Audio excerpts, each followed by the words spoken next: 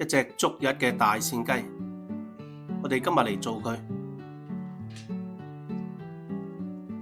咁大隻雞，先將佢拆分開佢先，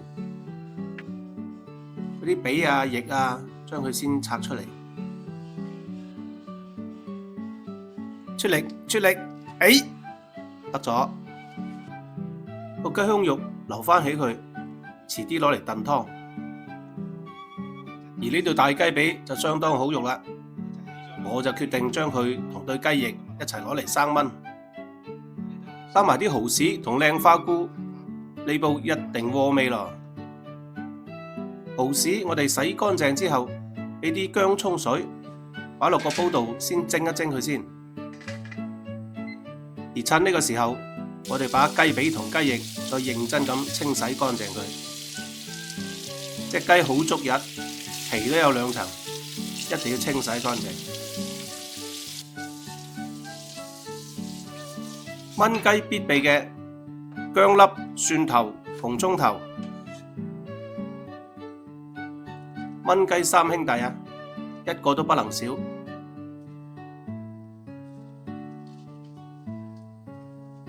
接落嚟，斜刀切埋啲花菇同埋葱欖。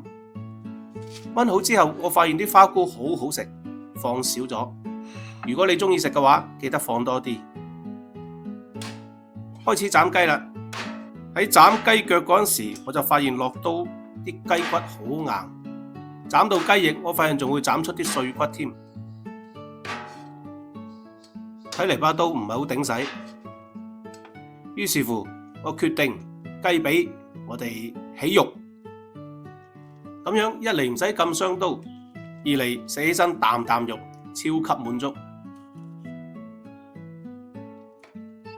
雞髀起肉其實好簡單，你只需要順住個關節，把啲筋切斷佢，一拉嚿肉就會出嚟㗎啦。跟住就雞髀切肉啦，根據自己喜好切成適合嘅大細就 OK 啦。都唔好少睇呢2隻雞髀，切埋都好多肉。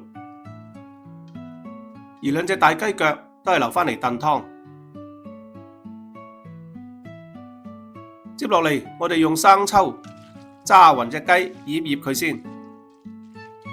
揸勻咗之後，我哋俾啲花生油封面，醃佢20分鐘左右。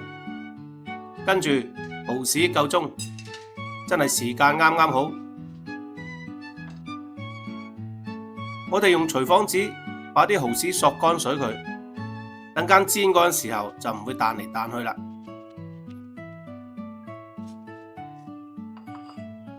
呢啲咁靚嘅蠔豉汁，我哋留返嚟等間炆雞用。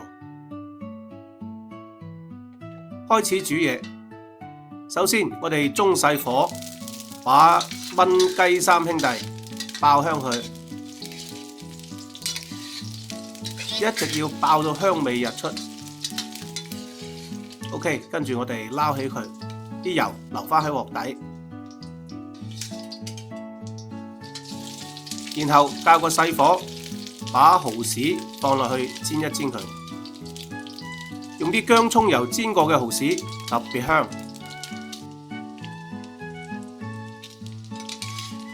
煎到佢金黃色就可以將佢撈起㗎啦。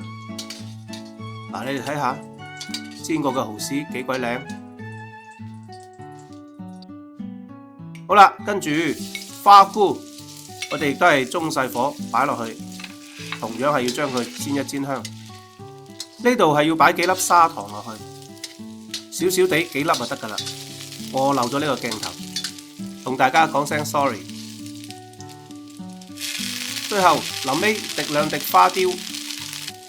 灒一灒香佢，咁就可以畢起身啦。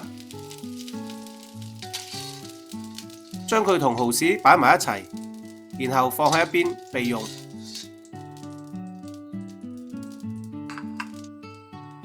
接落嚟較返個中火，我哋把雞肉擺落去煎香佢。整個過程我哋大致分為3個階段。第1個階段就係先把雞肉煎熟。同時把佢多餘嘅水分剔走。第二個階段就係煎出雞油，煎香啲雞肉。第三個階段就係落配料調味炆雞，最後完成。而家係第一階段，大家可以留意到鑊邊同鑊底都好多水分嘅，同時間鑊入邊噼噼啪啪，啲聲音都好熱鬧。當我哋煎到水聲收細，然之後啲皮開始金黃嘅時候，我哋進入第二步，鑊邊灒入花雕酒，然後把料頭擺返落去，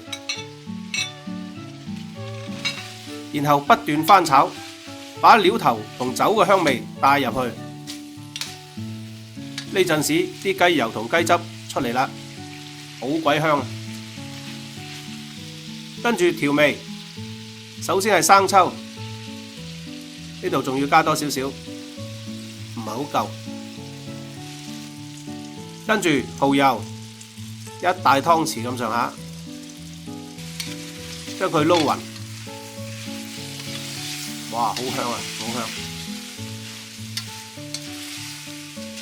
接落嚟俾少少糖提一提先，然後再加返啲鹽，我哋炒勻佢。嗱，唔使落老抽嘅，淨係生抽啲顏色已經好鬼靚啦。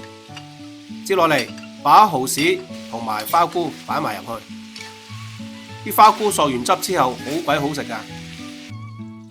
好啦，我哋加水同埋加埋蠔豉湯，大概浸到60%左右，我哋冚蓋，然後炆佢10分鐘。靚嘅扇雞有好多種做法，有啲人中意攞嚟打邊爐，中意佢原汁原味，而我呢就中意攞嚟生炆，貪佢夠日，啲雞肉夠晒香啊！正所謂雞有雞味啊嘛。好啦，話咁快10分鐘，哇！開蓋嗰下真係香到冇朋友啊！我哋落埋啲葱段落去，將佢提一提香，將佢炒勻佢，有啲汁水攞嚟撈飯啊！真係幾多碗都唔夠啊！好啦，完成，我哋將佢轉落個砂煲度，咁樣個氣氛就夠晒啦。